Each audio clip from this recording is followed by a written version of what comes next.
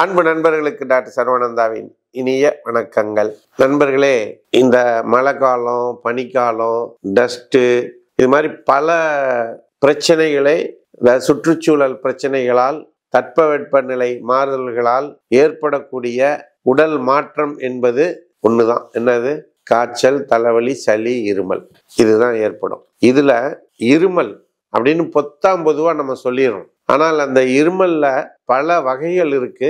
அது என்னென்ன அப்படிங்கிறத நாம தெரிஞ்சு கொள்வோம்.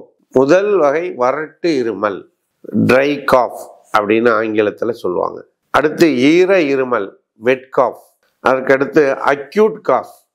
அக்யூட் காஃப்னா குறுகிய கால இருமல். இன்னொன்று கிரானிக் காஃப், நீண்ட கால இருமல். இன்னொன்று எடுத்துக்கிட்டிங்கன்னா சப் அக்யூட் காஃப், அதாவது அக்யூட் காஃபுக்கும் கிரானிக் காஃபுக்கும் இடைப்பட்ட காலம். இது சப் அக்யூட் காஃப், இடைக்கால குறுகிய இருமல் அப்படின்னு நம்ம இதை எடுத்துக்கலாம். இப்படி 5 வகையான இருமல்கள் இருக்கு.